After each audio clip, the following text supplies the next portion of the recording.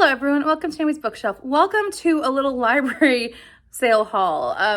I live in a place where there's a very huge library sale twice a year.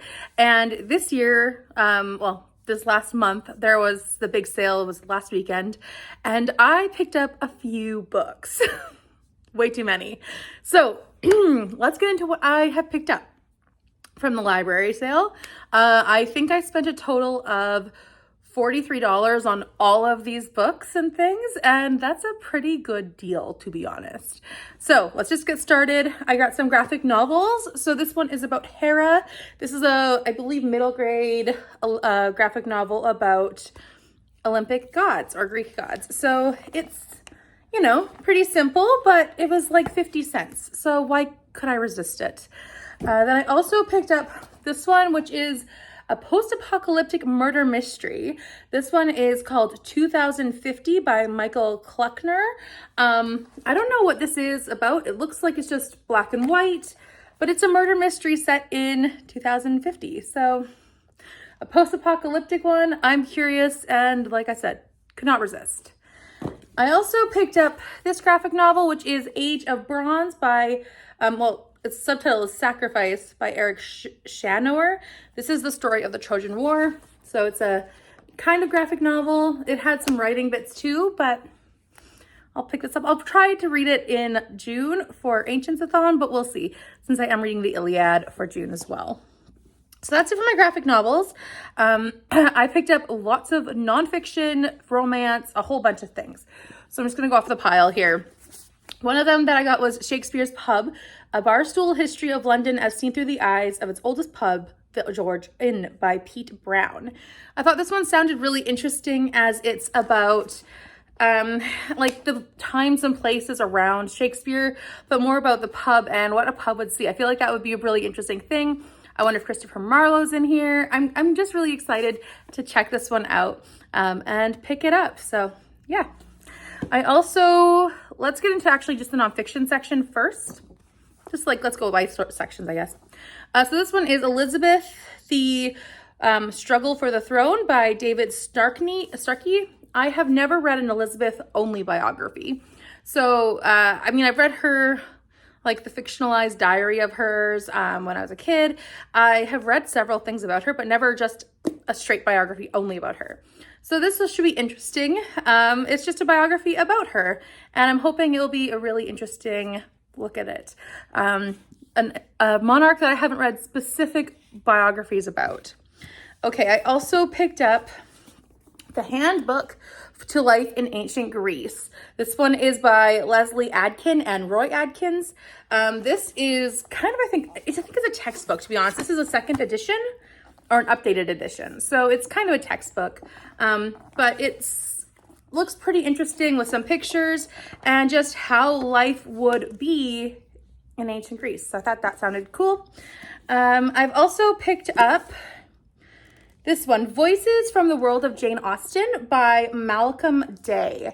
So this one, I believe, is about the authors of that time or people who were famous in that time.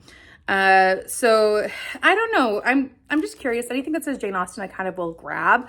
I've never heard of this before, so I feel like this is going to be about her contemporaries, and who knows who else. So that could be interesting. I've also picked up, trying to sort through the nonfiction, or the fiction to the nonfiction, The Secret Voyage of Sir Francis Drake, which is by Samuel Balfe. This one is about 1850 with Sir Francis Drake going to England and back. And where did his gold end up? I think that's the right person I'm thinking of. This is also during the time of Elizabeth I. And yeah, I thought this one looked pretty cool, especially considering pirates are, always interesting. I grabbed this gem for $2. I saw it and I grabbed it and I was like, I cannot resist this. This is Sister Novelist by Devani Louser. This one is a really big book, but it's about these two novelist sisters in Jane Austen's era. I think it's just before her. But yeah, I'm really excited to pick this one up. It's about them setting the groundwork for female novelists. Like Mary Shelley came off of this, the Brontes, everyone who's a woman writer after that point really benefited from their groundbreaking work. So from what I understand, these two are very different sisters, but they are they're both very passionate about writing, very different writing styles too, I believe. I'm not sure. My cousin has read this, loved it.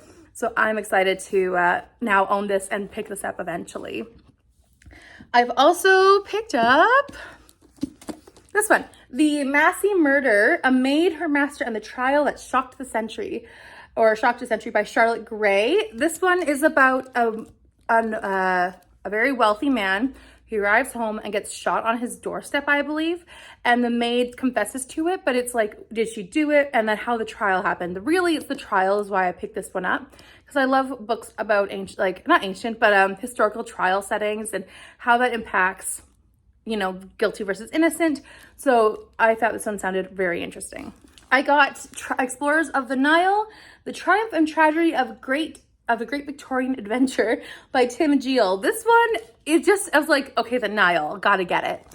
Explorers of the Nile. And then I realized it was Victorian era, which is even more cool. So this is not written back then, but this is about 6 men and 1 woman who risked their lives and their reputations in the name of their quest. So yeah, I think this is gonna be quite interesting. I don't know if it has pictures. Oh, yes, it does. It has some pictures in the middle. So I'm sure that'll be an interesting read, and I can't wait to learn about what the Victorians who risked everything for this quest. That should be cool. I also grabbed By Permission of Heaven, The True Story of the Great Fire of London by Adrian Tinneswood. This one obviously is about the Great Fire and what happened in 1666. So yeah, I don't know anything else about this. I just saw it and thought that sounded like a really cool and interesting book, so I grabbed it. I also grabbed The Lunatic and the Lords. This one is about a man named Daniel who shot the secretary to the prime minister. Edward Drummond was the secretary to the prime minister, and he died. And so this comes with like the trial and everything that happened during this situation. And was Daniel the shooter? Killer. I'm just gonna go with killer because I'm not sure exactly what happened. Yeah, shooter. Anyways, I'm wondering what's gonna happen because it's called The Lunatic. So maybe he pleads insanity or how that looks like in a trial base. I'm not sure, and I'm enjoying the fact that I got so many true crime books.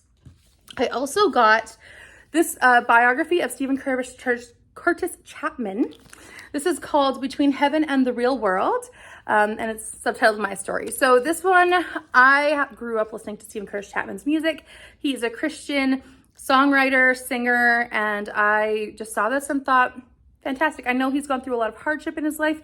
His 5-year-old daughter passed away, and it did mention that in the folder here about how that's going to impact his life and what he thinks of like faith and how that impacted everything. So I'm really interested to pick up this biography.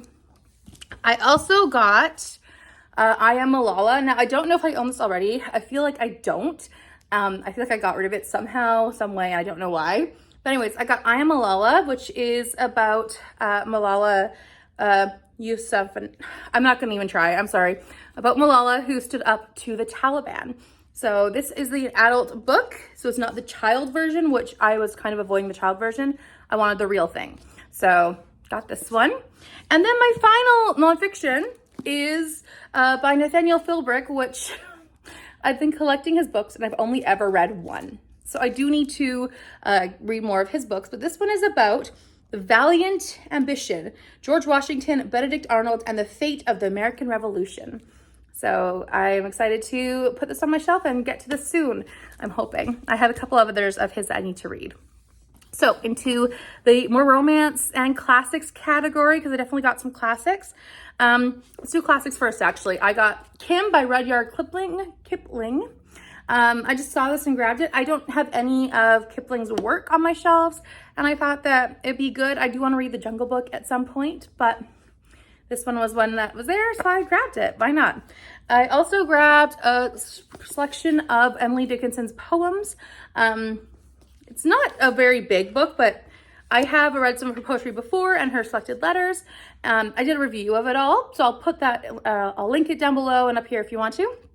Check it out, but yeah, I thought that this was great. I did enjoy her poetry when I read it before, so I thought this would be a good one to add to my shelf. And then I got a couple plays. I got The Crucible by Arthur Miller. I just know that this is a really important play. I don't know why, but I thought it's good to add to my shelf. I have been looking for more and more plays and poetry to check out whenever I see them on the shelves. I tend to grab them. So this one definitely is something I don't know about, but I know it's very important. And then I also grabbed Twelfth Night in this very old edition. It's not like uber old, but it's from 1954. And I just love these cloth bound, or not cloth bound, but hardcover bound books. So Twelfth Night is something I picked up as well.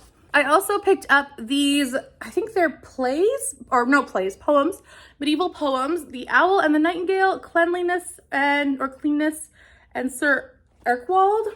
This is a medieval poetry collection translated by Brian Stone. I don't know if I'm going to enjoy it or not, but I picked it up. So yeah, I saw it there. It was $1.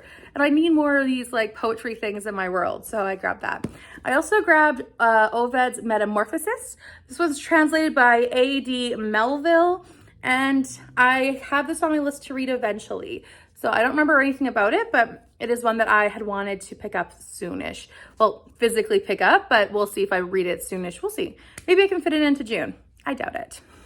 Okay, now we're on to all romance except for one, which is this one I forgot was a nonfiction, which is called The Woo Woo, which I have read before, really enjoyed, by Lindsay Wong. This is about, well, the subtitle says, How I Survived Ice Hockey, Drug Raids, Demons, and My Crazy Chinese Family.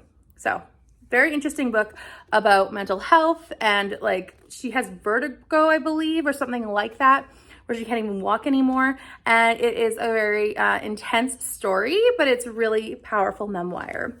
Okay, now on to a bunch of romance. I got these all for like $1. So I was like, that's no way I can turn that down. So this one is Her Cowboy Boss by Arlene James. This one is The Coast Guard Courtship by Lisa Carter. I don't know anything about these books, just so you know. I just grabbed them.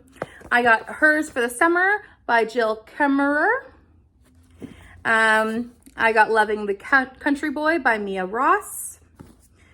Her Lakeside Family by Lenora Worth. A Father's Second Chance by Mindy Obenhaus. And not Double Trouble. And The Ranchers Texas Twins by Allie Pelter. So I got all of those. I also got a bunch of just Christian romances that were there. So I got Here, You're the One That I Want by Susan May Warren. I got Fatal Judgment by Irene Hannon. Strands of Truth by Colleen Coble. Always on My Mind by Susan May Warren. And When I Fall in Love by Susan May Warren. So I got those. And the last book that I got was Crooked Kingdom by Leigh Bardugo. I am reading the entire trilogy of the Shadow and Bone trilogy, like in the first 2 weeks of June. So I figured this is what I actually do want to read eventually, and I've been waiting to read Shadow and Bone first. So picked this one up, and I got a DVD, which was one of the Midsummer Murders. This is called Death in a Chocolate Box. I have a DVD player, which I keep because these things are way better than waiting for it to leave or be on a streaming service. But yeah, so I got that. So all of that was for $43. That's pretty good. I am really excited about all the nonfiction I got. I got a lot of nonfiction, and a lot of them are like true crime or real history ones, and I am super excited for all of those. So I feel like I got away with a lot. It feels like I robbed the library sale because of just how many good books I got for so cheap. Yeah, it's pretty cool when you look at it that way, how many books I got. So let me know down below if you have gotten any library sales near you and like bought a bunch, or if you read any of these and you recommend I pick them up sooner rather than later. I'd love to know. Also, if you want to buddy read any of these books, let me know down below in the comments and we can definitely work that out because I'd love that. And I hope that you will subscribe if you enjoyed this and like if you enjoyed this, and I'll see you next time. Bye for now.